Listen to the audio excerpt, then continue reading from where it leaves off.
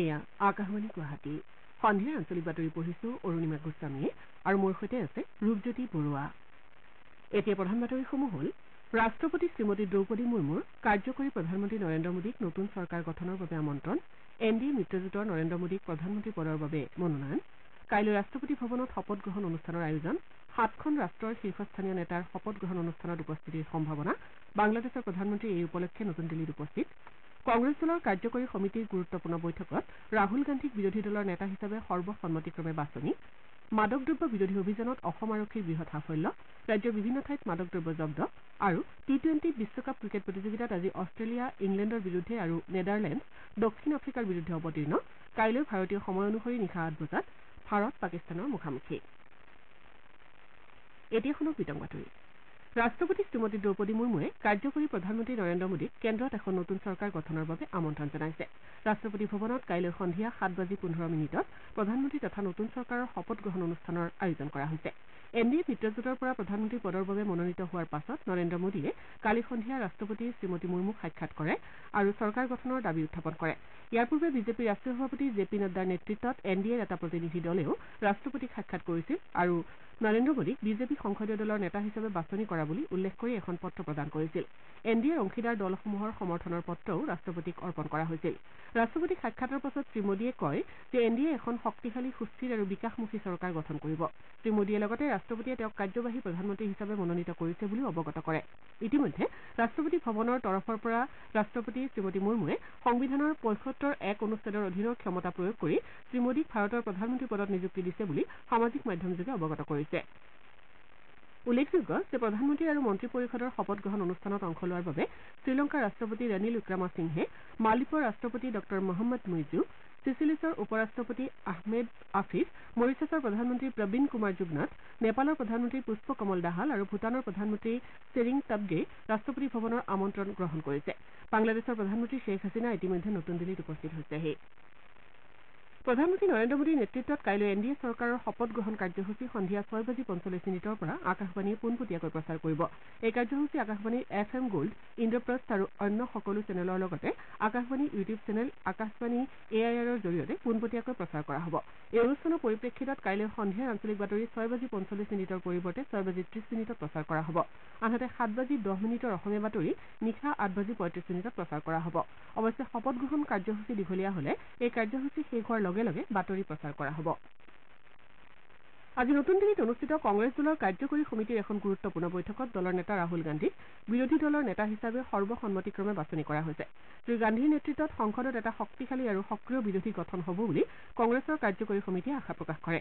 বৈঠকত কংগ্ৰেছৰ সভাপতি মল্লিকাৰ্জুন খাৰ্গে, জ্যেষ্ঠ নেতা ছোনিয়া গান্ধী, ৰাহুল গান্ধী আৰু দলৰ সাধাৰণ সম্পাদক প্ৰিয়ংকা গান্ধী ৱাদ্ৰাকে ধৰি দলীয় নেতাসকল উপস্থিত থাকে। উল্লেখযোগ্য যে শেহতীয়া লোকসভা নিৰ্বাচনত দলৰ প্ৰদৰ্শনক লৈ আলোচনা কৰাৰ বাবে এই বৈঠকৰ আহ্বান কৰা হৈছিল। বৈঠকত দলটোৰ জ্যেষ্ঠ নেতা জয়ৰাম ৰমেশে বিগত লোকসভা নিৰ্বাচনত কংগ্ৰেছকে ধৰি বিৰোধী মিত্ৰজোঁটৰ প্ৰদৰ্শন যথেষ্ট আশাব্যঞ্জক বুলি মন্তব্য কৰে। উত্তৰ পূৰ্বাঞ্চলত বিশেষকৈ হিংসা জৰ্জৰ মণিপুৰৰ লগতে নাগালেণ্ড আৰু অসমতো দলটোৰ চমকপ্ৰদ প্ৰদৰ্শনৰ বিষয়ে কংগ্ৰেছৰ সভাপতি শ্ৰীখাৰ্গে বৈঠকৰ আৰম্ভণিতে উল্লেখ কৰে। চিকিৎসা বিজ্ঞানৰ স্নাতক পাঠ্যক্ৰমত নামভৰ্তিৰ বাবে ৰাষ্ট্ৰীয় যোগ্যতা তথা প্ৰৱেশ পৰীক্ষা অৰ্থাৎ নীট চলিত বৰ্ষত সম্পূৰ্ণ স্বচ্ছতা বজাই ৰাখি অনুষ্ঠিত কৰাৰ লগতে পৰীক্ষাৰ নীতি নিয়মৰ ক্ষেত্ৰত কোনো ধৰণৰ আপোচ কৰা হোৱা নাছিল বুলি ৰাষ্ট্ৰীয় পৰীক্ষণ সংস্থাই প্ৰকাশ কৰিছে। যোৱা 5 মে'ত অনুষ্ঠিত এই পৰীক্ষাৰ ফলাফল যোৱা 4 জুনত ঘোষণা কৰা হৈছিল। এই পৰীক্ষাত 600টা কেন্দ্ৰত অৱতীৰ্ণ 1600 গৰাকী প্ৰাৰ্থীয়ে প্ৰশ্নকাকত বিতৰণৰ সময় ভুল হোৱাৰ পৰিপ্ৰেক্ষিতত উত্তৰ লিখাৰ বাবে সময় নাটনি হোৱা বুলি উত্থাপন কৰা অভিযোগৰ পাছত সংস্থাটোৱে এই বিষয়ে প্ৰকাশ কৰে। সংস্থাটোৱে কয় যে এই ছাত্ৰ-ছাত্ৰীসকলৰ ক্ষতি পূৰণৰ দিশটো চোৱা-চিতা কৰাৰ বাবে এখন উচ্চ ক্ষমতাসম্পন্ন সমিতি গঠন কৰা হৈছে। নতুন দিল্লীত সংবাদ মাধ্যমক সম্বোধন কৰি সংস্থাৰ সঞ্চালক প্ৰধান সুবোধ কুমাৰ সিঙে লগতে কয় যে প্ৰয়োজন সাপেক্ষে আৰু সমিতিৰ পৰামৰ্শ মৰ্মে ফলাফল পুনৰীক্ষণ কৰা হ'ব।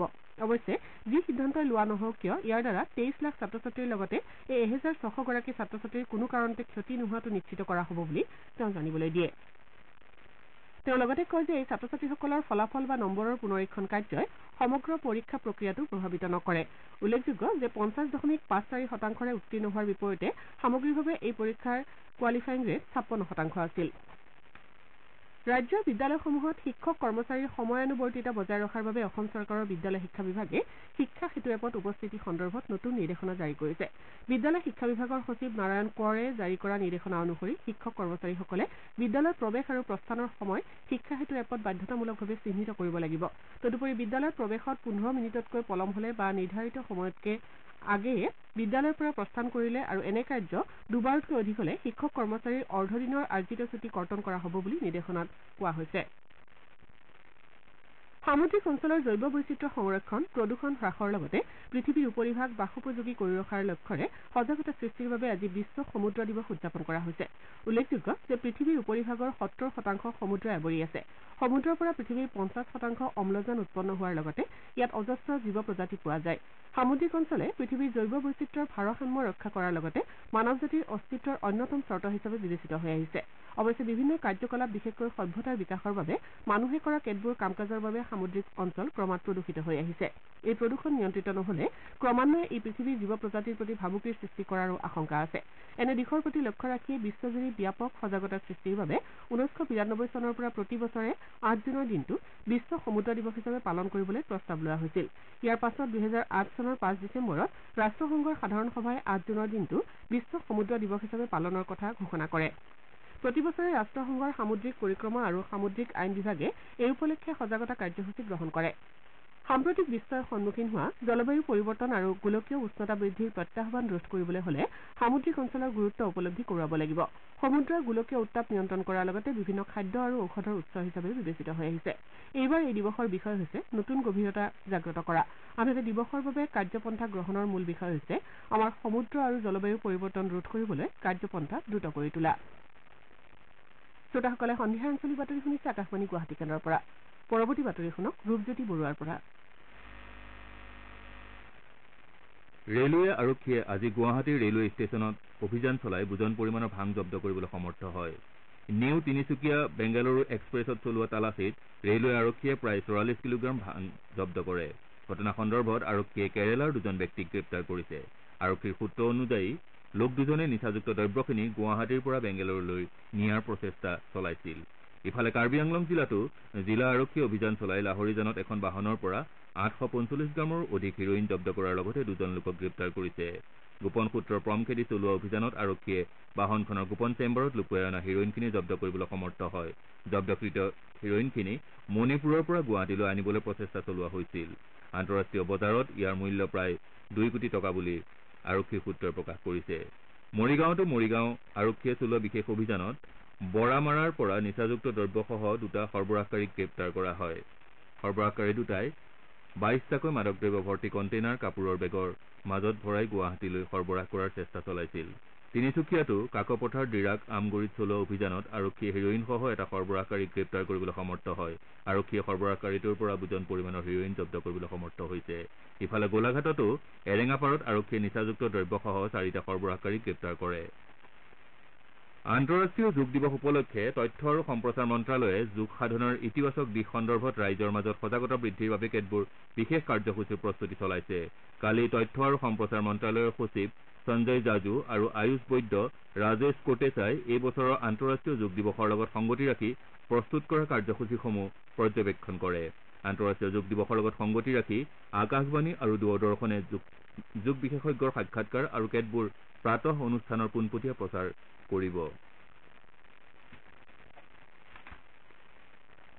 ডিব্ৰুগড় জিলাৰ আয়ুক্তৰ নিৰ্দেশ মৰ্মে খাদ্য আৰু অসামৰিক যোগান বিভাগৰ এটা অভিযানকাৰী দলে লাহোৱাল আৰক্ষীৰ সহযোগত চলোৱা এটা অভিযানত অবৈধভাৱে মজুত ৰখা 50টা খালী চিলিণ্ডাৰ জব্দ কৰে। অভিযুক্ত ৰবীন্দ্ৰ গুপ্তাৰ ঘৰৰ পৰা জব্দ কৰা চিলিণ্ডাৰকেইটাৰ 44টা ঘৰুৱা ব্যৱহাৰ উপযোগী চিলিণ্ডাৰ হোৱাৰ বিপৰীতে 6টা বাণিজ্যিক চিলিণ্ডাৰ। শ্ৰীগুপ্তাই অভিযানকাৰী দলটোক LPG ব্যৱহাৰ সংক্ৰান্তীয় প্ৰাসংগিক নথি দাখিল কৰাত ব্যৰ্থ হয়। তেওঁ লগতে বিগত কেইবছৰমানৰ পৰা অবৈধ চিলিণ্ডাৰৰ সৈতে জড়িত হৈ থকাৰ কথা আৰক্ষীৰ আগত লিখিতভাৱে স্বীকাৰ কৰে। ইয়াৰ ভিত্তিত লাহোৱাল আৰক্ষীয়ে পৰৱৰ্তী অনুসন্ধানৰ বাবে ৰবীন্দ্ৰ গুপ্তাক আটক কৰে। বৰপেটা জিলাৰ হাউলিৰ ৰাষ্ট্ৰীয় ঘাইপথত দীৰ্ঘদিনৰ পৰা সক্ৰিয় হৈ থকা তেল চোৰৰ চক্ৰ এটাৰ সদস্যক আৰক্ষীয়ে গ্ৰেপ্তাৰ কৰিবলৈ সমৰ্থ হয়। টেংকাৰৰ পৰা তেল চুৰি কৰি থকা অৱস্থাতে হাতেলৈতে ধৰা পৰা লোকজনৰ লগতে আৰক্ষীয়ে টেংকাৰখনৰ চালক আৰু সহকাৰীজনকো গ্ৰেপ্তাৰ কৰে। অৱশ্যে ঘটনাস্থলীৰ পৰা অন্য এজন অভিযুক্ত পলায়ন কৰিবলৈ সমৰ্থ হয়। আৰক্ষীয়ে ধৃত চোৰজনৰ বাসগৃহৰ পৰা বুজন পৰিমাণৰ চোৰাং তেলৰ লগতে এখন চাৰিচকীয়া বাহনো জব্দ কৰে। ধেমাজি জিলাত এনকেফেলাইটিছ, ডেংগি আৰু মেলেৰিয়া ৰোগৰ সংক্ৰমণ প্ৰতিৰোধৰ বাবে জিলাখনৰ স্বাস্থ্য বিভাগে কাৰ্যকৰী ব্যৱস্থা গ্ৰহণ কৰিছে।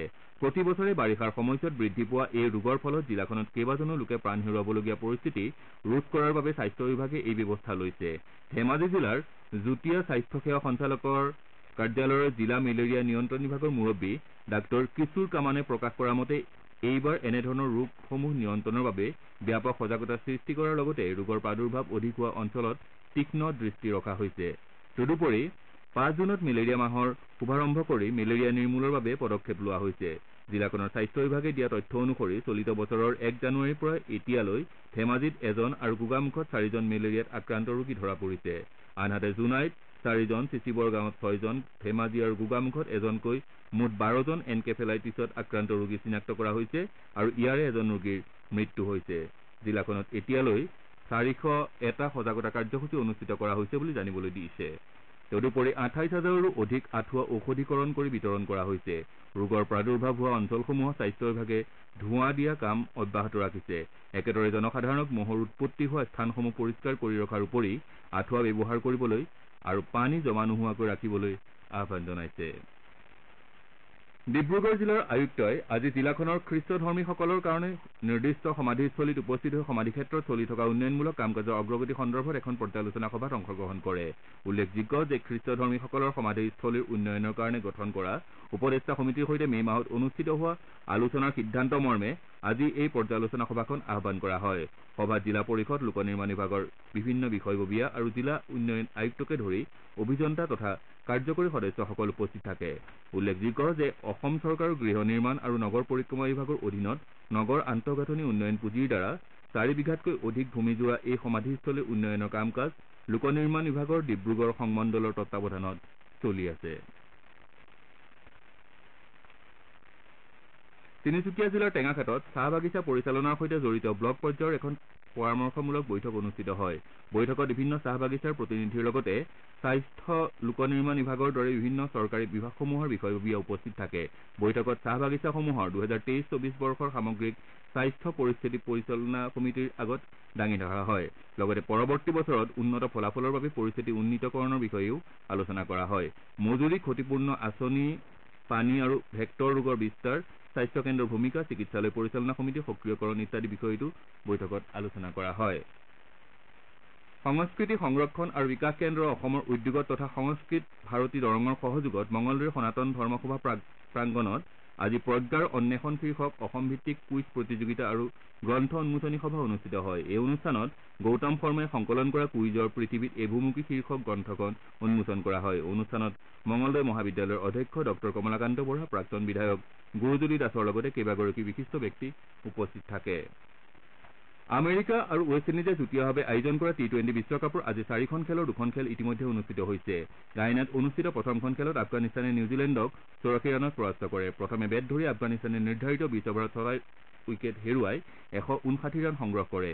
প্ৰত্যুত্তৰত নিৰ্ধাৰিত লক্ষ্য অনুসৰণ কৰি নিউজিলেণ্ডে ১৫ অভাৰ ২টা বলত আটাইকেইটা উইকেট হেৰুৱাই কেৱল ৭৫ ৰানহে কৰিবলৈ সমৰ্থ হয়। আফগানিস্তানৰ হৈ ফজল হক ফাৰুকী আৰু ৰছিদ খানে ৪টাকৈ উইকেট দখল কৰে। প্ৰতিযোগিতাত টেক্সাছত আন এখন খেলত বাংলাদেশে শ্ৰীলংকাৰ বিৰুদ্ধে ২টা উইকেটত জয়লাভ কৰে। প্ৰথমে বেট ধৰি শ্ৰীলংকাই নিৰ্ধাৰিত ২০ অভাৰত ৯ উইকেট হেৰুৱাই ১২৪ ৰান কৰিবলৈ সমৰ্থ হয়। ১২৫ ৰানৰ বিজয় লক্ষ্য অনুসৰণ কৰি বাংলাদেশে ১৯ অভাৰত ৮টা উইকেট হেৰুৱাই জয়লাভ কৰে। প্ৰতিযোগিতাৰ অন্য এখন খেলত অষ্ট্ৰেলিয়া ইংলেণ্ডৰ বিৰুদ্ধে আৰু নেদাৰলেণ্ডছ দক্ষিণ আফ্ৰিকাৰ বিৰুদ্ধে অৱতীৰ্ণ হ'ব। নেদাৰলেণ্ডছ দক্ষিণ আফ্ৰিকাৰ মাজৰ খেলখন নিশা ৮ বজাৰ পৰা আৰম্ভ হোৱাৰ বিপৰীতে অষ্ট্ৰেলিয়া নিশা 10:30 বজাত ইংলেণ্ডৰ মুখামুখি হ'ব। আনহাতে বহু প্ৰত্যাশিত এখন খেলত কাইলৈ ভাৰত পাকিস্তানৰ মুখামুখি হ'ব। খেলখন ভাৰতীয় সময় অনুসৰি নিশা 8 বজাত আৰম্ভ হ'ব। এতিয়া বাতৰি শেষ কৰাৰ আগতে প্ৰধান বাতৰিসমূহ আকৌ এবাৰ পঢ়ি দিছো। ৰাষ্ট্ৰপতি শ্ৰীমতী দ্ৰৌপদী মুৰ্মুৰ কাৰ্যকৰী প্ৰধানমন্ত্ৰী নৰেন্দ্ৰ মোদীক নতুন চৰকাৰ গঠনৰ বাবে আমন্ত্ৰণ। এনডিএ মিত্ৰজোঁটৰ নৰেন্দ্ৰ মোদীক প্ৰধানমন্ত্ৰী পদৰ বাবে মনোনয়ন। কাইলৈ ৰাষ্ট্ৰপতি ভৱনত শপত গ্ৰহণ অনুষ্ঠানৰ আয়োজন। 7খন ৰাষ্ট্ৰৰ শীৰ্ষস্থানীয় নেতাৰ শপত গ্ৰহণ অনুষ্ঠানত উপস্থিতিৰ সম্ভাৱনা। বাংলাদেশৰ প্ৰধানমন্ত্ৰী এই উপলক্ষে নতুন দিল্লীত উপস্থিত। লোকসভাত ৰাহুল গান্ধীক বিৰোধী পক্ষৰ নেতাৰ দায়িত্ব পালন কৰিবলৈ কংগ্ৰেছ দলৰ কাৰ্যকৰী সমিতিৰ আহান মাদক দ্ৰব্য বিৰোধী অভিযানত অসম আৰক্ষীৰ বৃহৎ সাফল্য ৰাজ্যৰ বিভিন্ন ঠাইত মাদক দ্ৰব্য জব্দ T20 বিশ্বকাপ ক্ৰিকেট প্ৰতিযোগিতাত আজি অষ্ট্ৰেলিয়া ইংলেণ্ডৰ বিৰুদ্ধে আৰু নেডাৰলেণ্ডছ দক্ষিণ আফ্ৰিকাৰ বিৰুদ্ধে অৱতীৰ্ণ হ'ব আমাৰ এতিয়াৰ বাতৰি ইমানতে অন্ত পৰিল।